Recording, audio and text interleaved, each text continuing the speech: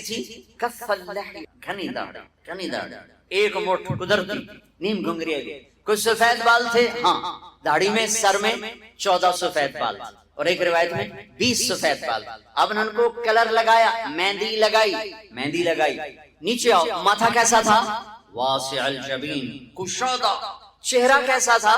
یتلالو وجہہ تلالو القمر لیلۃ البدر، 14ویں رات کے چاند کی طرح چہرہ چمکتا تھا۔ 14 جابر بن سمرہ کہتے ہیں 14ویں کا چاند سر پہ تھا اور ہمارے محبوب ہمارے درمیان تھے، ہم مسجد کے صحن میں تھے کہ میں کبھی چاند دیکھتا، اور آپ نے سرخ دھاری دار چادر اوڑی ہوئی تھی، ایک دھاگا سیاہ ایک سرخ، میں یوں دیکھتا پھر یوں دیکھتا تو مجھے میرے نبی چاند سے زیادہ حسین نظر آ رہے۔ ماتھا، اب ایک جز، ماتھا واسع الجبین، کشادہ، بھویں ازج سوابغ من غیر قرن، 3 صفات، بھویں گھنی اور کمان کی طرح گول، جیسے عورتیں کر کے وہ میک اپ کر کے بناتی ہیں ایسے مصنوعی طرح گول، میرے نبی کی اللہ نے گول بنائی، پوری آنکھوں پر ان کو یوں گھمایا، اور من غیر قرن، یہاں بال نہیں، یہاں بال نہیں، کیونکہ یہاں بال خوبصورتی کو گہنا دیتے ہیں، یہاں بال نہیں تھے، یہاں ایک رگ تھی، بینہما عرق یدرہ الغضب، یہاں ایک رگ تھی، جب آپ کو غصہ آتا تھا تو آپ اظہار تو فرماتے نہیں تھے ہماری طرف، آپ برداشت فرماتے تھے، لیکن اس کا جو ریئیکشن ہوتا تھا تو یہاں ایک رگ ایسے پھڑکتی۔ نیچے آؤ، آپ کی آنکھیں کیسی تھیں؟ ادعج اور اشکل اور انجل اور ابرج اور احور اور اکحل اور اہدب، 7 صفات ہے میرے نبی کی آنکھوں، اور جس کا خلاصہ یہ ہے کہ ایسی آنکھ کبھی اللہ نے کسی ایسی آنکھ بنائی، آنکھیں پرکشش ہوں تو باقی کمزوری کو بھی وہ چھپا دیتی ہیں، سارا چہرہ خوبصورت ہو، اکھ آ جاوے چینی چوتو سارا حسن ہی بیڑا بڑھ جاندہ ہوتا، تو میرے نبی کی آنکھ ادعج، موٹ، اشکل لمب، اس میں سرخ دھاریاں، اکحل بغیر سرمے کے سرما، اہدب یہ بال بڑے لمبے چمکدار، انجل، ابرج، اہدب، احور، اکحل، ادعج، اشکل، اکحل، یہ سب میرے نبی کی آنکھ کا حسن و جمال ہے، کمال ہے کہ جب ایسے آپ آنکھ اٹھاتے تھے، آپ حیا کی وجہ سے آنکھ اٹھا کے مردوں کو بھی نہیں دیکھتے تھے،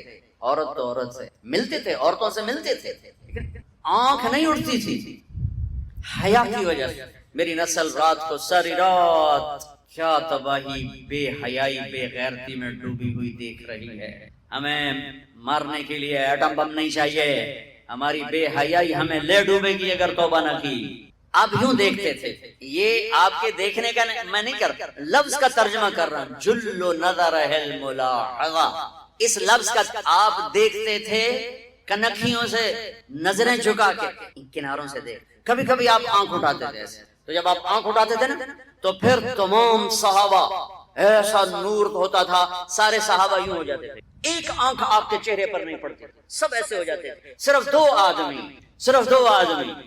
دو آدمی آپ کو اس وقت دیکھ سکتے تھے، ایک ابو بکر اور ایک عمر، بس باقی کوئی نہیں دیکھ سکتے، وہ آپ کو دیکھ کے مسکراتے، آپ انہیں دیکھ کے مسکراتے۔ ایک دفعہ مسجد میں داخل ہوئے تو آپ کے دائیں ابو بکر تھے اور بائیں عمر تھے، آپ نے یوں ہاتھ پکڑا اور یوں ہاتھ پکڑا اور فرمایا دیکھ رہے ہو یہ ابو بکر یہ عمر، اگر دیکھ رہے ہو ہاکذا نحشر یوم القیامہ، قیامت کے دن ہم تینوں اس طرح قبر سے نکلیں گے کہ میرے دائیں طرف ابو بکر ہوگا، میرے بائیں طرف عمر ہوگا۔ آپ کا ناک کیسا تھا؟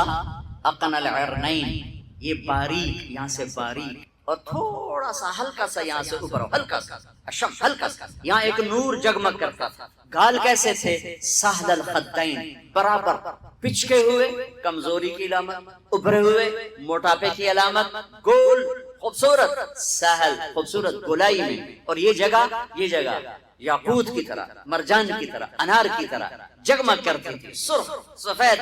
ہونٹ کیسے تھے؟ ولیع الفم، چوڑا منہ، راشدہ، تراشے ہوئے ہونٹ، خوبصورت، جب وہ کھلتے تھے اس میں سے دانت چمکتے باہر آتے تھے مسکراتے ہوئے تو کیا ہوتا تھا؟ براق الثنایا، جب آپ مسکراتے تھے تو دانتوں سے نور نکل کے دیواروں پہ پڑتا تھا، ایسے جیسے یہ ٹوتھ پیسٹ والے نے انہوں نے وہ مصنوعی چٹا رنگ کر کے دنداں دکھایا ہوں، مصنوعی رنگ، تو او ہے میرے نبی کو میرے رب نے کیا دان دیے تھے، جب مسکراتے دانتوں کا نور دیواروں پہ پڑتا تھا، گول آئی میں داڑھی، کنگھی کا سلیقہ کیا تھا؟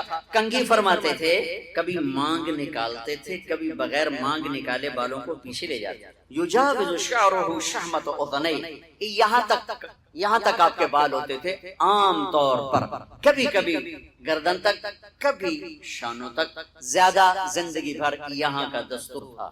کنگھی کرنا، تیل لگانا، سرما لگانا آپ کی مستقل زندگی بھر کی عادت۔ آپ نے ارشاد فرمایا اپنی بیویوں کے لیے زیب و زینت اختیار کرو، میں قربان جاؤں۔ میں تو آپ کو نبی کا دین بتا رہا ہوں، آپ کا تو دین بڑا اوکھا کام، بیوی واسطے چنگے کپڑے پہننا اوکھا کام۔ میرے نبی نے کہا اپنی بیویوں کے لیے زیب و سبحان، عورتوں سے کہا واہ واہ قربان جاؤں، اشارتاً ہمیں مردوں کو صراحتاً، عورتوں کو اشارتاً، اپنی بیویوں کے لیے زیب و زینت اختیار کرو۔ بنو اسرائیل میں زنا اس لیے پھیلا کہ مردوں نے بیویوں کے لیے زیب و زینت چھوڑ دی تو وہ غیر مردوں کی طرف مائل ہو گئیں، اور پھر عورتوں کو فرمایا کہ خامدوں کے لیے تیار ہو۔ کیسے؟ آپ نے فرمایا جنت کی حور اپنے خامد کے لیے ایسے تیار ہوگی جیسے ام سلمہ میرے لیے تیار ہوتی ہیں۔ سبحان سبحان۔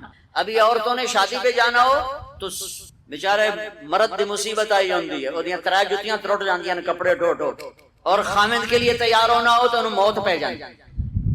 اپنے خامدوں کے لیے تیار ہو ورنہ وہ اور عورتوں کی طرف مائل ہو جائیں گے۔ یہ اس میں خفیہ پیغام ہے۔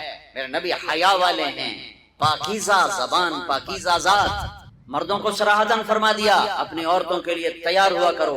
بنو اسرائیل میں اس وجہ سے فحاشی پھیلی، اور پھر اشارت جنت کی حور اپنے خامد کے لیے ایسے تیار ہوتی ہے جیسے ام سلمہ اللہ کے رسول کے لیے تیار ہوتی ہیں۔ جب حضرت فاطمہ رضی اللہ تعالیٰ عنہ کی شادی ہوئی اور نکاح ہو گیا اور رخصتی 1 ماہ بعد، 2 ماہ بعد، 6 ماہ بعد، 1 سال بعد یا فوراً، یہ ساری روایات ہیں، لیکن زیادہ صحیح ہے کہ کچھ عرصے بعد رخصتی تھی، فوراً نہیں تھی۔ تو جب حضرت علی نے آ کے رخصتی کا مطالبہ کیا حضرت ام ایمن کے ذریعے سے، تو آپ نے حضرت حفصہ اور حضرت ام سلمہ اور حضرت عائشہ ان تینوں سے فرمایا کہ تم جانتی ہو نا میری بیٹی فاطمہ مجھے کتنی محبوب ہے، میری بیٹی کو دلہن بناؤ، اللہ میری بیٹی کو تیار کرو۔ یہ میں دین بیان کر رہا ہوں، بے پردگی نہیں، بے حیائی نہیں، زیب و زینت میرے دین کا حصہ ہے، میرے نبی کی شریعت ہے۔ میرا نبی خوبصورت دین لے کر آیا ہے، ایک خوبصورت زندگی لے کر آئے ہیں۔ پتہ نہیں ہم نے کہاں سے عجیب و غریب دین کے فلسفے نکال لیے ہیں۔ سبحان اللہ، قربان جان۔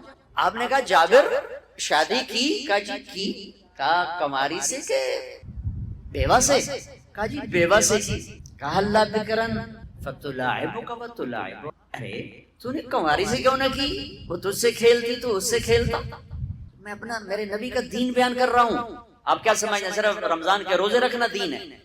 ہاں وہ دین ہے، بہت بڑا حصہ ہے دین کا۔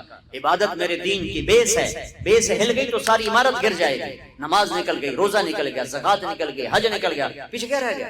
ساری عمارت ٹوٹ گئی۔ لیکن بیس کو عمارت نہیں کہتے، ہاں بیس پر عمارت کھڑی ہوتی ہے۔ میں عمارت کے کچھ خد و خال بتا رہا ہوں، کچھ نقش و نگار بتا رہا ہوں کہ میرا نبی دین کی عمارت ہمیں کیسے ذکر ہے۔ کبھی آپ نے میلا کپڑا نہیں پہنا، پرانا کپڑا پہنا، پیوند لگا کپڑا پہنا، میلا کپڑا زندگی بھر نہیں پہنا، زندگی بھر۔ اور آپ کے بدن مبارک سے، آپ کے پسینے سے ایسے خوشبو آتی جیسے مشک سے خوشبو آتی، دنیا کے سب سے مہنگی خوشبو۔ آپ حضرت ام سلیم کے گھر میں آرام فرما رہے تھے دوپہر کے وقت، تو آپ یوں کر کے سوئے ہوئے تھے، یوں یہ کوہنی آگے نکلی ہوئی، آنکھ کھلی تو دیکھا ام سلیم نے یہاں بوتل رکھی ہوئی تھی، یہاں۔ تو آپ نے کہا کیا کر رہی ہو؟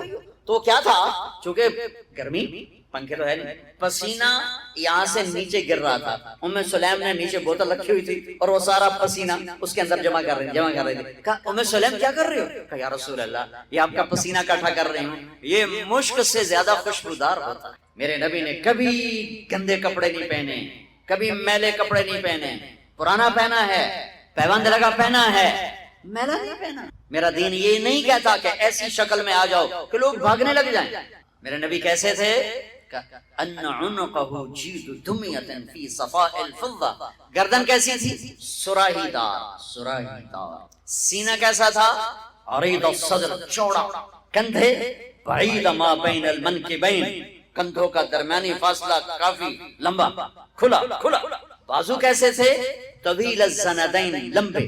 انگلیاں کیسی تھیں؟ سائل الاطراف، انگلیاں مخروطی لمبی۔ ہتھیلی کیسی تھی؟ رحب الراحہ، کشادہ۔ یہ ہتھیلی کے پیچھے ہاتھ کیسا تھا؟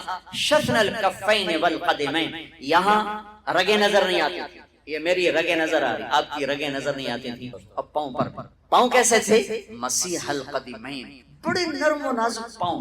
جب آپ وضو کرتے تھے پانی یوں پھسلتا تھا جیسے تیل لگا ہوا ہے۔ سینہ پیٹ کیسا تھا؟ سواء البطن والصدر، سینہ اور پیٹ برابر۔ میرے نبی نے موٹاپے کو انتہائی ناپسند کی۔ ایک موٹا آدمی سامنے آتا، آپ نے اس کی توند میں انگلی ماری کہ یہ چربی کسی اور جگہ ہوتی تو کتنا اچھا ہوتا۔ ہمارے کتنے بہن بھائی ہیں، آپ سجے پاسے ہوتے ہیں پیٹ کھبے پاسے ہوتے ہیں، یا آپ کھبے پاسے تھے پیٹ سجے پاسے۔ ہنسنا شروع کریں تو منہ سے نہیں ہنستے، پیٹ سے ہنستے، پڑ پڑ پڑ یوں ہو رہا ہوتا۔ میرے نے کھا کھا تباہی پھیر دیں گے۔ ابھی رمضان آ رہا ہے، تم اپنے دشمن بن جاؤ، سموسے کھا، پکوڑے کھا، حلوے کھا، جڑی شاید نہیں کھاونی وہ بھی رمضان اچ کھا۔ پیچھے ڈٹھے پہ ہوں ترابیاں کے میں پڑی ہوں تو اٹھے ہی نہیں جاندا، تو تسی نہ کھاؤ آپ 5 مانش ہے، کھا کھا فنائی پھیر کے پھر کہتے جب ترابی تو پڑی نہیں ہے۔ وہ اللہ بندے 2 کھجور کھا کے سادہ پانی کا گلاس پی کے تو روزہ افطار کر، پھر کوئی تھوڑا بہت پھل کھا لے، پھر ترابی پر پہ جتنا مرضی کھول کے کھا، جتنا مرضی کھا۔ صرف حلال کھانا فرض نہیں ہے، حلال کھانے میں صحیح کھانا بھی فرض ہے۔ اللہ نے کھانے کا طریقہ، میرے نبی نے کھانے کا طریقہ بھی بتایا، زندگی کا طریقہ بھی بتایا، آخرت کا طریقہ بھی۔ والتین والزیتون، میں ادھر نہیں جاتا ہوں، صرف اشارہ کر رہا ہوں کہ میرا رب، اس میں پورا میرے رب کی قسم، ڈائٹ چارٹ ہے، ڈائٹ چارٹ ہے۔ والتین والزیتون، ڈائٹ چارٹ۔ میرے رب کہہ رہا ہے مجھے زیتون کی، مجھے انجیر کی قسم، مجھے زیتون کی قسم۔ اس میں اللہ ایک لمبا چوڑا فلسفہ بتا رہا ہے کہ کھانے میں احتیاط کرو، حلال کھاؤ، اندھا دھند نہ کھاؤ۔ اگر اللہ چاہتا تو یہاں سموسے کی قسم کھاتا، مجھے سموسے کی قسم، مجھے پکوڑے کی قسم، اب مجھے یہ کراچی والوں کی بریانی کی قسم۔ جتنا مزے کا کھاتے ہو اتنا اوکھا نکالتے ہو اسے۔ میرے نبی پوری زندگی لے کر آئے، پوری زندگی لے کر آئے۔ تو دائیں بائیں سے چیزیں کٹھی ہو جاتی ہیں، ذہن میں آتی، میں ادھر چلا جاتا ہوں۔ میں اپنے نبی کی ذات بتا رہا ہوں کہ آپ کا سینہ اور پیٹ برابر، زندگی بھر پیٹ بھر کے کھانا نہیں کھایا، زندگی بھر۔ لا ناکل حتی نجوع واذا اکلنا لا نشبع، بھوک کے بغیر کھاؤ نہیں، ٹائم پہ نہ کھاؤ، بھوک پہ کھاؤ، اور جب کھاؤ تو پیٹ نہ بھرو، پیٹ نہ بھرو، تھوڑا رکھ کے کھاؤ، رکھ کے۔ ایک ڈاکٹر سے میری بات ہو رہی تھی کہ وہ کہہ رہا تھا کھانے کے بعد پانی مت پیئیں۔ میں نے کہا ڈاکٹر صاحب حدیث میں تو آتا ہے کہ کھانے میں، کھانے کے ساتھ پانی ہے، جب کھانا کھاؤ ایک حصہ کھانے کے لیے، ایک پانی کے لیے، ایک ہوا کے لیے۔ وہ کہنے لگا مولانا اگر تو وہ ایسا ہی کھائے جیسے میرے نبی نے کہا ہے، پھر تو پانی پینا ضروری ہے کہ معدے کا کچھ حصہ خالی ہو جس میں پانی جائے، پھر وہ غذا کو تھوڑا سا وہ نرم کرے اور وہ اس کو ہضم کرنے میں مدد کرے۔ لیکن ہمارے لوگ کھاتے ہیں کہ یہاں تک جب تک نوالا نہیں آتا کھاتا ہی کچھ نہیں، کھاتا ہی کچھ نہیں۔ ان کو پانی پینا بڑا مصیبت بنے گا کہ معدہ کھڑا ہو جائے گا، ایسے پھول جائے گا، پھر وہ حرکت نہیں کر سکے گا۔ جیسے نبی نے بتایا ویسے کھائیں، پانی پینا چاہیے، جیسے یہ کھاتے ہیں ایسے کھانے میں پانی نہیں چلے گا۔ ہاں، ایک اور اماں کی آپ کو بات سناتا، حضرت ام معبد الخزاعیہ، ان کا پورا قصہ نہیں سناتا ہوں، صرف ان کے چند الفاظ سناتا ہوں۔ جب انہوں نے اللہ کے نبی کا حلیہ بیان کیا، رأیت رجلا ظاہر ذرا الفاظ کے ردم میں غور کرنا، ردم ترجمہ سمجھ میں آئے نا، ردم۔ رأیت رجلا ظاہر الوضاء ابلج الوجه حسن الخلق لم تعبه فجلا يجري به سعد وسيم قسيم في عينيه دعج في صوته سحل في لحيته كثافة في عنقه سطع ان تكلم علاه البهاء وان سكت علاه الوقار۔ الفاظ کا مزہ ہے۔ وہ کہتی ہے میں نے ایک جوان دیکھا، مجھے یوں لگا جیسے 14ویں کا چاند کپڑے پہن کے زمین پہ اتر آیا ہے۔ حسن کا پیکر، سر سے لے کر پاؤں تک حسن، پیٹ بڑھا ہوا نہیں، سر گنجا نہیں۔ وسیم، وسیم کسے کہیں؟ وہ خوبصورت جس کو دیکھنے سے جی نہ بھرے۔ وہ صرف ایک ہستی ہیں، وہ محمد مصطفیٰ۔ وسیم تھے، دیکھنے سے دل نہیں بھر رہا تھا۔ قسیم تھے، جدھر سے دیکھتی تھی خوبصورت نظر آتے۔ آنکھوں میں کشش موٹیوں، آواز میں جادو، داڑھی گھنی، گردن سراہی دار، بولتے تھے تو نور چھا جاتا تھا، خاموش ہوتے تھے تو وقار چھا جاتا تھا۔ لقد جاءکم رسول من انفسکم، میرے بھائیو اللہ کی قسم میں قیامت تک اپنے نبی کو بیان کرتا رہوں، میں نہیں 7 ارب انسان ایمان لے آئیں اور علماء بن جائیں اور خطیب ادیب فصیح بن جائیں اور میرے نبی کی شان بیان کریں، نہیں ہو سکتی۔ اللہ اور اس کے رسول ہماری پہنچ سے باہر ہیں، ہمارے الفاظ کی تعبیر سے اوپر، لیکن میں نے صرف وہ بتایا جو حدیث میں ہے، چند اپنے الفاظ شامل کیے۔ جب میرا نبی ذات میں ایسا حسین ہے، خاندان ایسا حسین ہے، تو زندگی حسین نہیں ہوگی، زندگی خوبصورت نہیں ہوگی۔ اسلام میرے نبی کی زندگی کا نام ہے، اسلام میرے نبی کی زندگی کا نام ہے، اسلام میرے نبی کے دن اور رات کا نام ہے، اسلام میرے نبی کی خلوت اور جلوت کا نام ہے، اسلام میرے نبی کے بچپن، لڑکپن، جوانی اور اللہ کے بارگاہ تک پہنچنے کا نام ہے۔ بھائیو اس سے حسین تو کوئی چیز نہیں ہے۔ سیکھو، ہم نے سیکھا ہے، ماں باپ سکھائیں، یہ سکھاتے نہیں۔ یہ تبلیغ کا کام صدیوں بعد ایک محنت ملی ہے، جو میرے نبی کی زندگی کو سیکھنے کی محنت ہے، فرقہ واریت کے زہر سے پاک ہے۔ آپ سے بھی ہاتھ جوڑ کے کہتا ہوں، رمضان آ رہا ہے، امت بن کے رمضان گزارنا، فرقہ بن کے نہ گزارنا، طبقات میں تقسیم ہو کے نہ گزارنا۔ اس امت کو توڑ کے رکھ دیا ہے فرقہ واریت نے، جلا کے رکھ دیا ہے فرقہ واریت کی آگ نے، ٹکڑے ٹکڑے کر کے رکھ دیا ہے فرقہ واریت نے، توڑ کے رکھ دیا ہے۔ ہاتھ جوڑتا ہوں اللہ کے واسطے، جو تمہارا عقیدہ ہے تمہیں مبارک ہو، میں تمہیں سلام کرتا ہوں، میں تمہاری عزت کرتا ہوں، میں تمہیں راستہ دیتا ہوں، مجھے بھی تو راستہ دے، مجھے بھی تو راستہ دے۔ میرے اللہ کی جنت بڑی وسیع ہے۔ آج ہر مکتب فکر والا یہ کہہ رہا ہے صرف ہم مسلمان ہیں، باقی سب جہنمی ہیں، باقی سب دوست۔ ایک نے کہا یہ جہنمی، اس نے کہا یہ جہنمی، اس نے کہا وہ جہنمی، اس نے کہا یہ جہنمی۔ اب ہر ایک کی نظر میں کوئی نہ کوئی کافر جہنمی بن گیا۔ ہن میں دسو بھی اللہ جنت دا اچار پاونا ہے یا اللہ جنت نو سکنے پاونا ہے، اسے جاونا کہیں کون جائے گا جنت میں؟ میری نظر میں آپ غلط ہو گئے، آپ کی نظر میں غلط ہو گیا، تو جنت اللہ نے کس لیے بنائی؟ کیا میرے نبی کی امت ختم ہو گئی، ساری دنیا سے ختم ہو گئی؟ بھائیو ہاتھ جوڑتا ہوں، اللہ رسول کا واسطہ دے، ان عورتوں کو بھی آپ کو اللہ کے واسطے امت بن کے چلو، امت بن کے۔ رمضان کے فضائل سنو، امت کے فضائل سن لو مجھ سے، اللہ رسول کا واسطہ دیتا ہوں۔ جس پر تم لڑ رہے ہو ایک دوسرے پر کفر تک کے فتوے، اور اتنے بے گناہوں کا خون دھرتی، کتنے معصوم بچوں کی آہوں نے عرش کو ہلا دیا، کتنی جوان بیٹیوں کی زندگی تاریک ہو گئی، کتنی بوڑھی ماؤں کے آسرے چھن گئے۔ کیا میرے نبی اس لیے آئے؟ میرے نبی نے تو عبداللہ بن ابی جیسے کو سینے سے لگا کے رکھا۔ میرے نبی پانی پی رہے تھے، آپ کے ہاتھ میں پانی کا گلاس، آواز پی، عبداللہ بن ابی کے بیٹے حضرت عبداللہ پکے صحابی کہنے کہ یا رسول اللہ یہ تھوڑا سا پانی تو بچا دے، تھوڑا سا پانی۔ آپ نے کہا کیا کرو گے؟ کہا اپنے باپ کو پلاتا ہوں، شاید اس کے اندر ایمان آ جائے۔ وہ لے گیا، کہا ابا یہ پانی پی لو۔ وہ کہنے لگا کیا ہے؟ کہا اللہ کے نبی کا بچا ہوا ہے، پی لے شاید تیرے اندر ایمان آ جائے۔ اس نے کہا جاؤ کوئی پیشاب لے کے آؤ، وہ پیوں گا، یہ نہیں پیوں گا۔ انہوں نے واپس آ کر کہا یا رسول اللہ یہ کم وقت منافق ہے، بیٹا کہہ رہا ہے مجھے اجازت ہے میں اس کی گردن اڑا دوں۔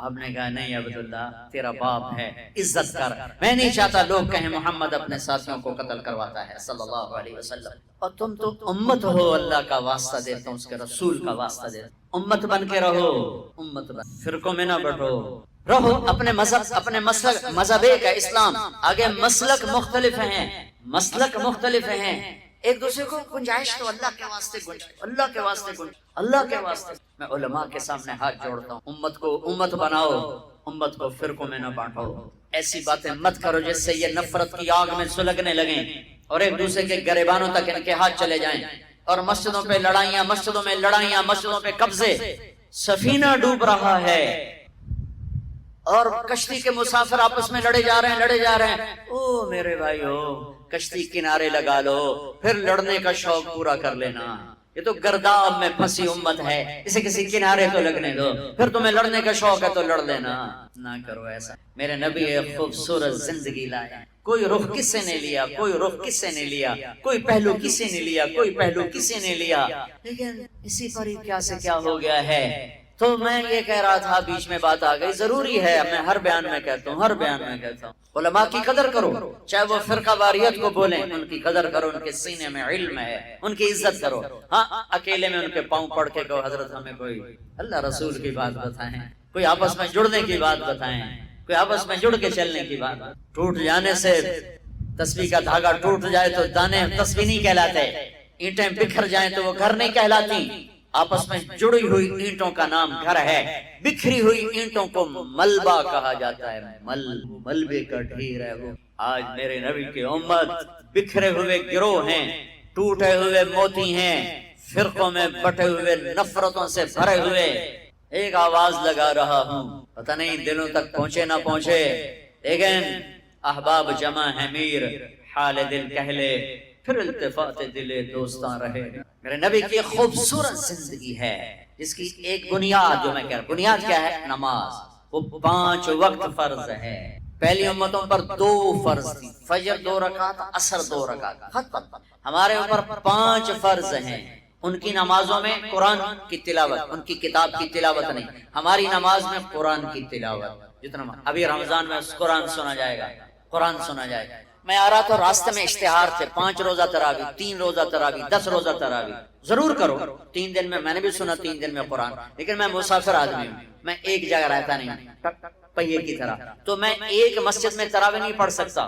اس لیے میں کیا کرتا ہوں کہ 10 دن میں سن لیتا ہوں، 15 دن میں سن لیتا ہوں، 3 دن میں بھی سنا، 5 دن میں بھی سنا، 6 دن میں بھی سنا، اور پھر اپنا سفر ہے جہاں تراویح ملی پڑھ لی۔ لیکن یہ میں کیا محسوس کر رہا ہوں کہ 3 دن پڑھ کے ہم چھٹی کرو، موج ہو گئی، لے تراویحاں دی چھٹی ہو گئی۔ تراویحوں کی چھٹی نہیں ہوئی، قرآن کی چھٹی ہو گئی۔ تو قرآن آپ نے سن لیا، ٹھیک ہے، مبارک، آپ 5 دن میں سنیں مبارک، 10 دن میں سنیں مبارک، 3 دن میں سنیں مبارک، لیکن پھر کہو جی ہن تراویحاں بھی چھوڑ دے بھی ہے، یہ گھاٹے کا سودا ہے، یہ گھاٹے کا سودا ہے، یہ گھاٹے کا سودا ہے۔ کسی امت پہ ان کی کتاب پڑھنا فرض نہیں تھا نماز میں، ان کو یاد ہی نہیں ہوتی تھی، ہمیں قرآن یاد ہوتا ہے، ہمارا قاری پڑھتا ہے ہم سنتے ہیں، پڑھتا ہے ہم سنتے ہیں۔ حضرت عثمان رضی اللہ عنہ ایک رکعت میں پورا قرآن پڑھ کے رکوع کرتے تھے، ایک رکعت میں پورا قرآن پڑھ کے رکوع فرماتے تھے۔ لیکن ہم نے تو اللہ تعالیٰ سے ٹھیکہ کیا، ٹھیکہ نہیں تو ٹھیکہ، ہم نے اللہ سے ٹھیکہ کیا کہ اسی صرف قل واللہ پڑھنی، باقی سارا قرآن سڑ کو لے جا۔ میرے پنجاب میں دیہاتی آدمی ہوں، میرے پنجابی سارے صرف قل واللہ پڑھنی ہے، 4 رکعتاں قل واللہ، دعائے قنوت قل واللہ، فجر قل واللہ، ظہر قل واللہ، عصر قل واللہ، مغرب قل واللہ، باقی قرآن تو لے جا مولا سانو پتہ نہیں ہے۔ تو کم از کم بھائی آخری 10 صورتیں تو یاد کر لو، آخری 10 صورتیں تو یاد کر لو بھائی، 4 رکعت میں 4 صورتیں پڑھو۔ حضرت عثمان ایک رکعت میں پورا قرآن ختم فرمایا کرتے تھے۔ نماز ہماری بنیاد ہے، الصلاۃ وما ملکت ایمانکم، اے میری امت نماز نہ چھوڑنا، نماز۔ باقی سارے اعمال سیزن ہیں، سیزن رمضان کا سیزن آ رہا ہے۔ زکوٰۃ 2 منٹ کا کام ہے، آپ ساری کٹھی 1 کو دے دو، 2 کو دے دو، 10 کو دے دو، پورے سال میں تقسیم کر کے دو، آسان کام ہے۔ دوسرا زکوٰۃ ہر مسلمان پہ نہیں ہے، مالدار پر ہے۔ مالداروں سے عرض کروں گا زکوٰۃ دیں۔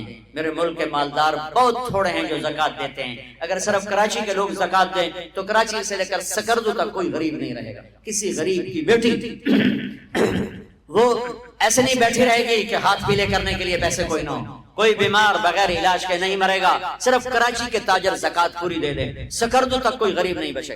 زکوٰۃ دینے والے بہت تھوڑے ہیں۔ حج مالداروں پر ہے۔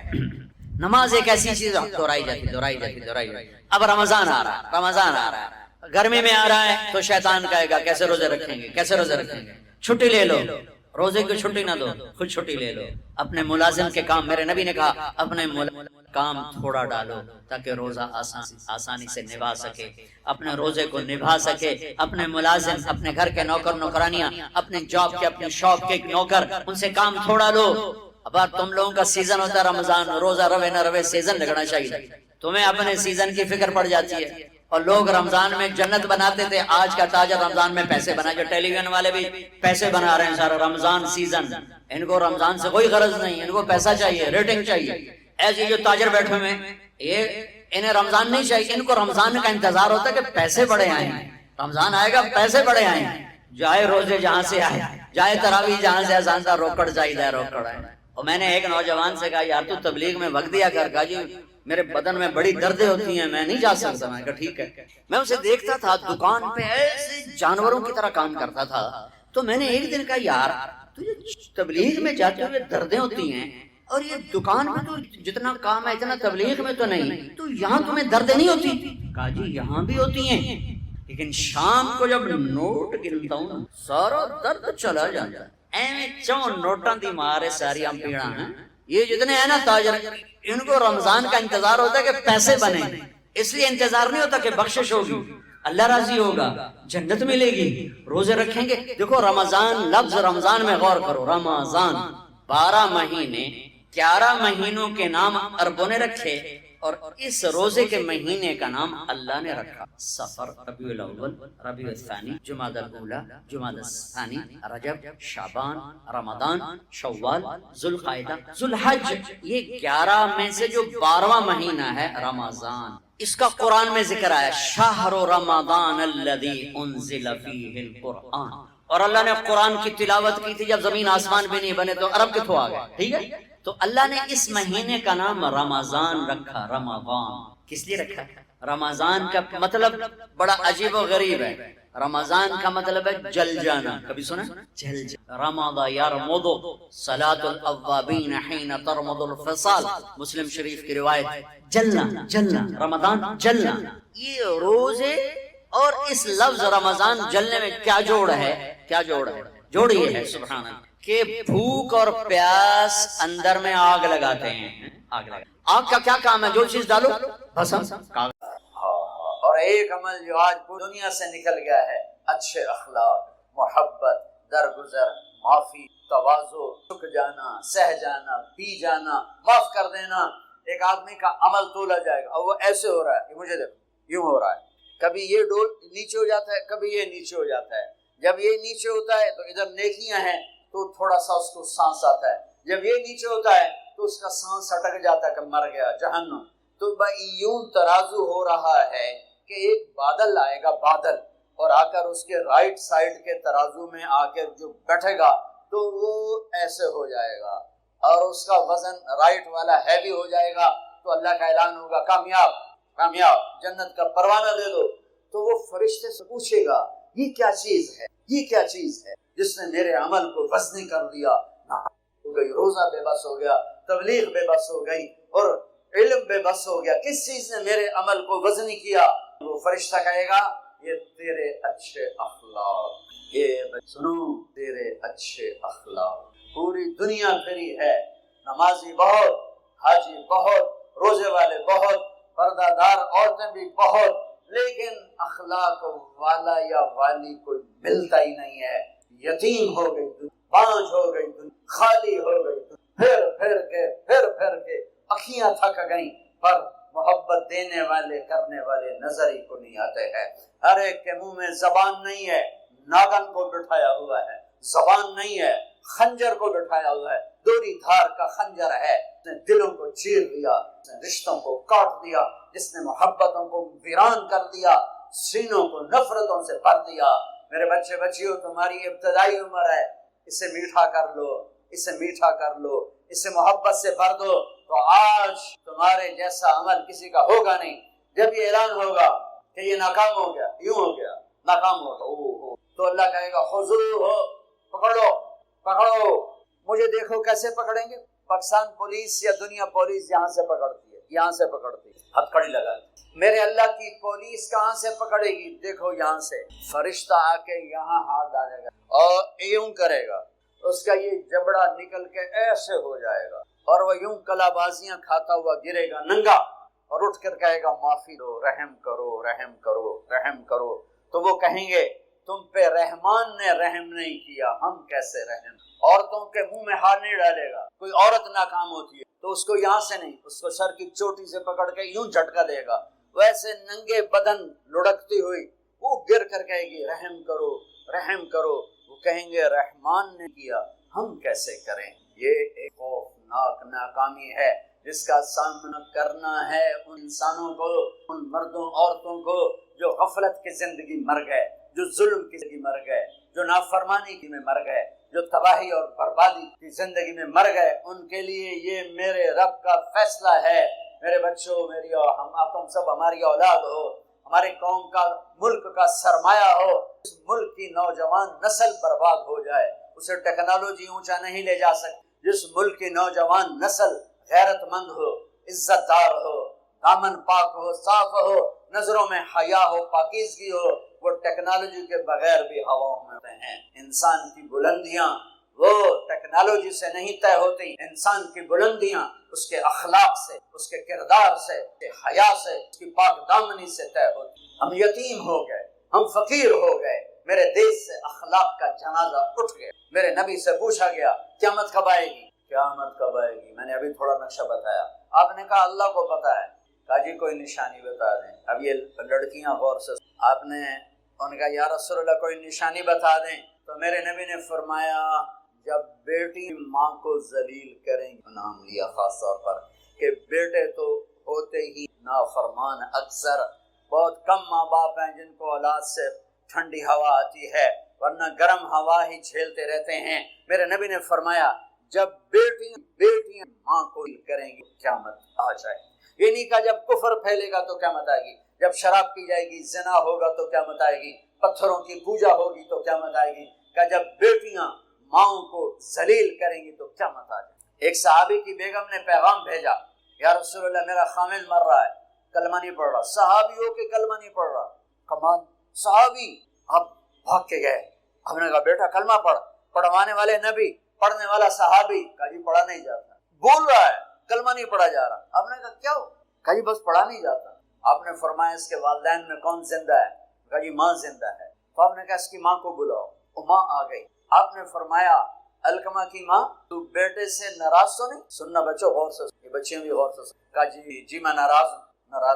کہا تجھے کیا ناراضگی؟ کہ یا رسول اللہ مجھے اس کے دین کا کوئی گلہ نہیں ہے، بہت نیک بچہ ہے، راتوں کو اٹھ کے تہجد پڑھتا ہے، نفلوں میں کھڑے ہو کے قرآن پڑھتا ہے، دن میں روزے رکھتا ہے، لیکن بس مجھ سے جب بولتا ہے تو بدتمیز ہو بولتا ہے، میرا دل چیر کے رکھ دیتا ہے جب مجھ سے بات کرتا ہے، بس مجھے اس کا دکھ درد ہے۔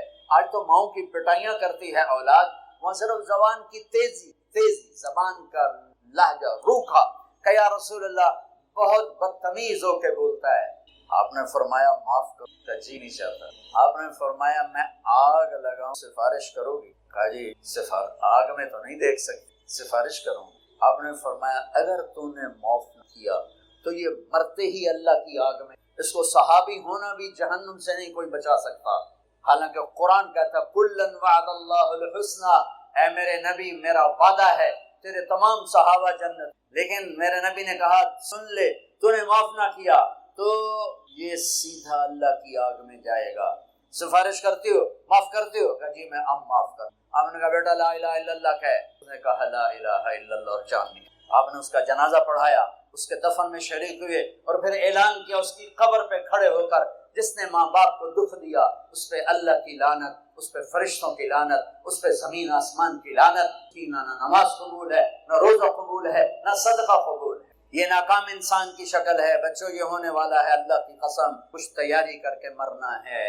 اللہ آپ کو بڑے عہدے دے، بڑی ڈگریاں دے، بڑے کاروبار دے، ہماری تو خوشی ہوگی ہماری نسل پروان چڑھے، عزتوں کی بلندیاں چوٹیاں طے کرے، پر جب تک اچھے انسان نہیں بنو گے نہ دنیا تمہاری ہے نہ آخرت تمہاری ہے۔ اور اچھے انسان کا معیار ہے میرے نبی پاک صلی اللہ علیہ وسلم کی مبارک پاکیزہ زندگی، اس کے بغیر کوئی انسان نہیں ہے جس کے اندر غلامی مصطفیٰ نہیں، غلامی محمد نہیں، عشق محمد نہیں، عشق رسول، جس کے اندر میرے نبی کا اتباع نہیں، وہ انسان کہلانے کے قابل نہیں ہے۔ یتیم کی آمد پر اللہ نے کائنات کو بیدار کیا ہے، اور ایسی یتیمی ہے کہ 10 عورتیں آئیں قبیلہ بنی سعد سے بچوں کو دودھ پلانے کے لیے، اور حلیمہ کی قسمت اچھی تھی، اس کی گدھی کمزور تو اس کی رفتار سست تھی، وہ پیچھے رہ گئی۔ 9 عورتیں پہلے پہنچ، ہر عورت نے یتیم کا پوچھا، یتیم ہے؟ نہیں، انہوں پیسہ کتنے ملے گا؟ اگلا بچہ لے لیا۔ دوسری آئی، یتیم ہے؟ نہیں، مجھے پیسے کون دے گا؟ اگلا بچہ لے لیا۔ یتیم ہے؟ مجھے پیسے کون دے گا؟ اگلا بچہ لے لیا۔ اس دن 10 بچے پیدا ہوئے تھے، اور ایک روایت میں آتا ہے جس دن اللہ کے نبی پیدا ہوئے اس پورے سال میں پوری دنیا میں، چاہے وہ ہند تھا یا سندھ تھا، اللہ نے ہر عورت کو بیٹا دیا، اس پورے سال میں ہر عورت کو اللہ تعالیٰ نے بیٹا عطا۔ تو جب سعدیہ آئیں حلیمہ تو بچے تو سارے جا چکے تھے، تو انہوں نے بھی انکار کر دیا، نہیں میں تو نہیں لینا، میں انہوں پیسے کون دے۔ تو جب وہ سارا مکہ پھر گئیں تو بچہ ہی کوئی نہیں۔ ان کے خامن تھے ابو کبشہ، کہنے لگے حلیمہ خالی گود کیا جانا، یتیم کو لے لے چلو، ہمیں اللہ اجر ہی دے گا۔ تو یہ دوبارہ آئیں اور کہا کہ اچھا بی بی آپ مجھے اپنا بیٹا دے۔ تو حضرت آمنہ علیہ السلام نے فرمایا یہ بڑے بختوں والا بچہ ہے، تم دیکھو گے اس کے اثرات دیکھو۔ تو قحط کا زمانہ تھا، چھاتیوں میں دودھ کا ایک قطرہ نہیں تھا، اور ایک بیٹا ان کا اور بھی دودھ پیتا تھا۔ جو ہی حضرت حلیمہ نے گود میں لیا تو دونوں چھاتیاں دودھ سے بھر گئی۔ تو بڑی حیران ہوئی، تو انہوں نے دودھ پلایا ایک طرف سے، جب دوسری طرف سے پلانے لگیں تو آپ نے کہ یہ میرے دوسرے بھائی کا حصہ ہے، میں نہیں پیوں گا۔ اس طرح اللہ کی ہدایت چل رہی تھی اس معصوم بچے کے ساتھ۔ اب رات ہو گئی تھی تو حضرت حلیمہ نے کہا اونٹنی سے کوئی دودھ ہی نکال کے لا، بھوک سے برا حال۔ وہ کہنے لگے بیمار اونٹنی ہڈیاں تے چمڑا دودھ کتھو، چلو شاید کوئی قطرہ دو قطرہ ہی نکل آئے، جا تو صحیح۔ تو وہ برتن لے کر گئے، تھوڑا اندھیرا تھا تو انہوں نے جب وہ تھنوں کو ہاتھ لگایا تو دودھ سے بھر کے نیچے آ چکے ایسے۔ تو انہوں نے نکالتے گئے، وہ سارا برتن بھر گیا۔ اونٹنی کا تو تھوڑا سا دودھ ہوتا ہے، وہ سارا برتن بھر گیا۔ جب وہ لے کر آئے تو حضرت حلیمہ کہنے لگی یہ کہاں سے آ گیا؟ کیسی اونٹنی سے آ گیا؟ پھر یہ اس بچے کی برکت۔ جب صبح ہوئی اور حلیمہ نے آپ کو گود میں لیا اور اپنی گدی پر بیٹھی، گدھے بھی میرے نبی مانتے تھے اور آج ہم امت ہو، تو اس نے ایک دم سے جھٹکا لیا اور اپنا منہ قبلے کی طرف کر کے اور ایسے سجدہ کی، پھر سر اٹھایا، پھر ایسے اس نے پھر سر اٹھایا، پھر ایسے 3 دفعہ اس نے سجدہ کیا، شکرانے میں کہ آج میری کمر پر دو جہان کے سردار تشریف فرما۔ اور جب سفر شروع کیا، ان کی قبیلے کی 24 گھنٹے پہلے جا چکی تھی، لیکن اونٹنی اور گدھی میں ایسی رفتار آئی، وہ 24 گھنٹے کا سفر طے کر کے ان سے آگے نکلنے لگی۔ تو حیران ہو کر کہنے لگی حلیمہ تیری سواری بدل گئی ہے، کیا ہوا ہے؟ انہوں نے فرمایا نہیں، میرا سوار ان لہذا الصبی لشأن، یہ میرا سوار بدل گیا ہے، یہ پیدائش سے۔ اور جب آپ وہاں تھوڑے سے بڑے ہوئے اور بکریوں کے ساتھ جانا شروع تو جبریل آئے، انہوں نے آ کر آپ کو چٹان پہ لٹایا، سینہ چاک کیا اور دل نکالا اور اس کو صاف کیا، اور پھر وہاں فٹ کر وہ چلے گئے۔ تو ان کے جو بھائی تھے وہ دوڑے گئے کہ میرے قریشی بھائی کو کسی نے قتل کر دیا۔ جب وہ واپس آئے تو دیکھا ٹھیک ٹھاک بیٹھے تھے لیکن گھبرائے ہوئے تھے۔ اتنے بچپن سے آپ کی طہارت کا اللہ نے نظام چلایا۔ ایک مرتبہ آپ بکریاں چرا رہے تھے، یہودی گزرے تو وہ کہنے لگے یہ بچہ کون ہے؟ تو حلیمہ کے خامن ابو کبشہ نے کہا میرا بیٹا ہے۔ کہنے لگے اگر تم کہتے نا کہ اس کا باپ مر چکا ہے تو ہم اسے یہیں قتل کر دیتے، یہ آنے والے وقت کا نبی ہے۔ 12 سال کی عمر میں حضرت ابو طالب آپ کو لے کر تجارت کے لیے گئے تو زرقا ایک جگہ ہے، میں وہاں گیا ہوں، وہاں ایک راہب تھا بحیرہ۔ جب وہ اس نے قافلے کو دیکھا تو کہنے لگا تمہارا سردار کون ہے؟ کہا آپ کی کل دعوت۔ انہوں نے کہا پہلے تو تم نے کبھی پانی بھی نہیں پوچھا، تو آج دعوت کیوں ہے؟ کہا یہ کل بتا۔ اگلے دن کھانے کا انتظام، اور سارے مکے کا قافلہ ایک درخت کی چھاؤں میں بیٹھ گیا۔ جب وہ بحیرہ اس کا نام آیا، اس نے ایسے ایسے دیکھا تو کہنے لگا سارے پورے ہو؟ ہم پورے ہیں۔ کہا نہیں کوئی کم ہے۔ کہاں ایک بچہ ہے اونٹ چرانے۔ تو بحیرہ کہنے لگا اسی بچے کی وجہ سے روٹی کھوا رہے ہیں، دونوں کہیں پوچھ اس بچے کو بلاؤ۔ تو پھر ایک آدمی گیا آپ کو لینے، جب آپ تشریف لائے چھاؤں ساری کور ہو چکی، سارے لوگ چھاؤں میں بیٹھ چکے، آپ کے لیے چھاؤں میں جگہ نہیں تھی۔ دھوپ میں آپ دھوپ میں جو ہی بیٹھے تو درخت کی شاخوں نے آگے بڑھ کر آپ کے اوپر سایہ کر۔ تو بحیرہ یہ دیکھ رہا، تو پھر وہ آیا اور آپ کو کھڑا کیا، کہنے لگا یہ کس کا بیٹا؟ تو حضرت ابو طالب نے کہا میرا بیٹا۔ جھوٹ، میرا علم کہتا ہے اس کا باپ مر چکا۔ تو فرمانے لگے ٹھیک کہتے ہو، یہ میرے بھائی کا بیٹا ہے لیکن مجھے اپنے بیٹوں سے عزیز۔ پھر اس نے آپ کی کمر سے کپڑا ہٹایا تو مہر نبوت تھی۔ کہنے لگا اس کو یہیں سے واپس لے، یہ آنے والے وقت کا نبی ہے، اگر یہودیوں نے دیکھ لیا تو اسے قتل کر دیں۔ تو ابو طالب نے وہیں اپنا سامان بیچا، شام بھی نہیں گئے اور وہاں سے واپس چلے۔ ایک دفعہ حضرت عمر رضی اللہ تعالیٰ عنہ تجارت کے لیے شام گئے تو وہاں ان کا جھگڑا ہو گیا، تو ایک شامی سردار نے گرفتار کروا لیا اور اپنے وہاں غلامی میں لے۔ تو حضرت عمر رضی اللہ عنہ 2-4 دن ٹھہرے، پھر موقع پایا اور اس کو مارا ڈنڈا، شامی سردار کو، وہ مر گیا۔ ان کو پکڑنے لگے تو وہ بھاگے۔ اب یہ بدو آدمی تھے، وہ شہری پکڑ ہی نہیں پا رہے تھے۔ آگے جب گئے تو ایک پادری کھڑا تھا گرجے کے دروازے پر، اس نے حضرت عمر آتے دیکھا، دور سے بلایا، وہ اندر لے لیا، دروازہ بند کر کے کھڑا ہو گیا۔ پیچھے سے مجمع آیا، جی آپ نے کوئی بدو دیکھا یہاں؟ کہا کوئی نہیں ہے، چلو بھاگ جاؤ۔ چلے گئے۔ وہ اندر آیا، کہنے لگا، کہا میں عرب ہوں۔ کہاں سے آئے؟ کہا میں مکہ سے آیا۔ کہنے لگا تمہارے شہر میں کسی نے نبی ہونے کا دعویٰ کیا ہے؟ ان کا نہیں۔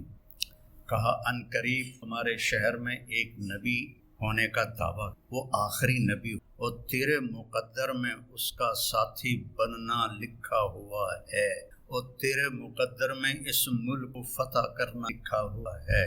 تو مجھے یہاں تحریر لکھ دے کہ جب تیری فوجیں میرے ملک کو فتح کریں گی تو میرے گرجے کو نہیں۔ حضرت عمر کہنے لگے میری غربت دماغ نہ اڑاؤ، میں تو اتنے مزدوری کرنا آیا روٹی واسطے، تجھے میں نے بادشاہ بنا رہے ہو۔ وہ کہنے لگا تو کیا فرق پڑا، تو لکھ دے، چاہے میں جھوٹ ہی کہہ رہا ہوں تو لکھ دے۔ تو حضرت عمر نے لکھ دیا کہ جب میری فوجیں آئیں تو اس کے گرجے اور اس کو کچھ نہ کہا جائے، اور حضرت عمر لکھنا جانتے تو سائن کر دیا۔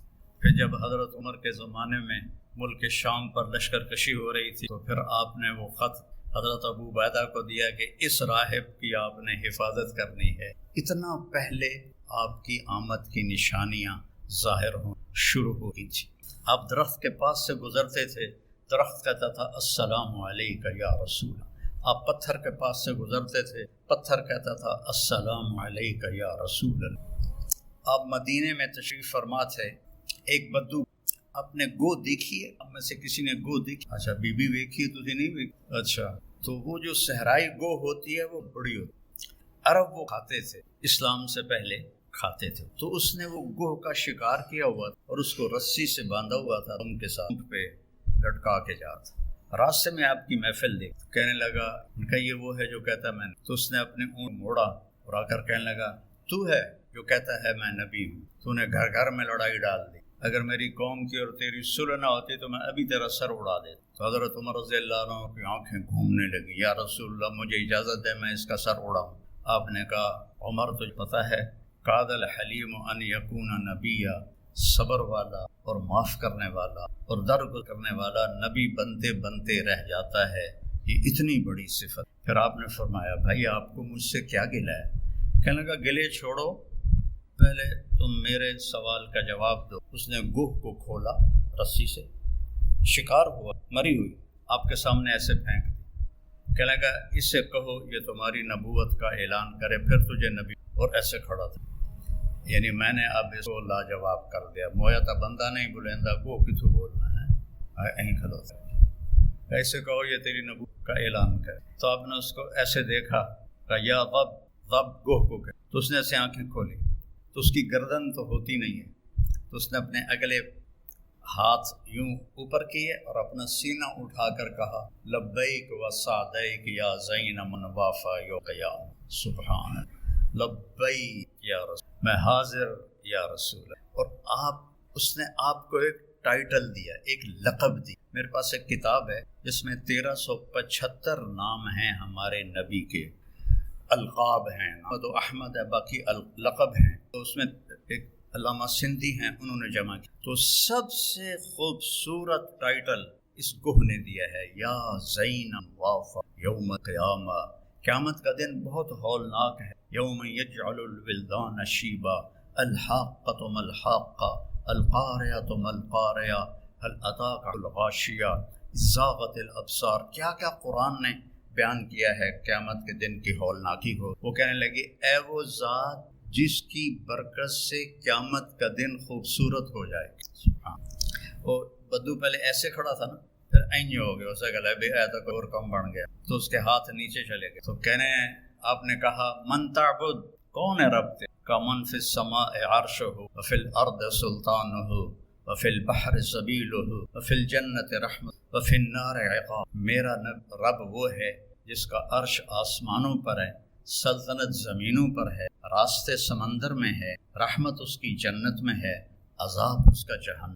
آپ نے فرمایا من انا، میں کون ہوں؟ ہاں من انا، کوہ بول رہی ہے، انسان نہیں بول، اور خوبصورت عربی میں بول رہی، من انا، میں کون ہوں؟ وہ کہنے لگی انت رسول رب العالم، آپ رب العالمین کے رسول ہیں۔ اور اس نے یہیں بس نہیں کی، اس کو اگلے مسئلے کا بھی پتہ تھا کہ ایسا بھی ہوگا، وخاتم النبیین، آخری نبی، آپ کے بعد کوئی نبی جو بھی آئے گا جھوٹا ہو، دجال ہوگا۔ وخاتم النبیین، قد افلح من صدقک، جو آپ کی پیروی کرے گا وہ کامیاب، وقد خاب من کذبک، اور جو آپ کے راستے سے ہٹے گا وہ ہلاک و برباد۔ تو آپ نے فرمایا دس بھائی ہن کی صلاح ہے؟ کہنے لگے گو کلمہ پڑھ گئی، ہوں میں کیوں نہ پڑھا؟ رستم بھی کلمہ پڑھو، ایمان لایا۔ اللہ نے ایسے میرے آپ کے نبی کی نبوت کو، کائنات کی ہر چیز کے اوپر اس کی مہر۔ جبریل سے آپ نے فرمایا میں جو رحمت للعالمین ہوں، میری رحمت سے تجھے کیا حصہ ملا ہے؟ جبریل تو عرش کے نیچے ہوتے کہ یا رسول اللہ مجھے بھی ڈر لگتا تھا کہ کہیں میں دوزخ میں نہ چلا جاؤں۔ تو جب اللہ نے آپ کے قرآن میں میری تعریف کی، انہ لقول رسول کریم ذی قوت عند ذی العرش مکین مطاع ثم امین، تو اس کے بعد یہ تسلی ہو کہ میرا اللہ مجھے دوزخ میں نہیں ڈالے گا۔ آپ کی رحمت للعالمین عرش سے جا کر ٹکرا رہی ہے، عرش کے اوپر تو پھر اللہ ہے، عرش کے ساتھ جا کے ٹکرا رہی ہے۔ تو میرے نبی کی نبوت سب سے جدا، سب سے الگ، سب سے مکمل، سب سے کامل۔ ترکتکم علی محجۃ بیضاء، میں جا رہا ہوں اور ایک راستہ دے کے جا رہا ہوں جو انتہائی روشن ہے، لیلھا کنہارھا، اس میں رات آتی نہیں، دن ہی دن ہے، دن ہی دن ہے، روشنی میں سفر طے کرو، لا یزیغ عنہا الا ہالک، ہاں اگر اس میرے راستے سے ہٹ جاؤ گے ہلاک ہو، برباد ہو، تباہ ہو جاؤ گے۔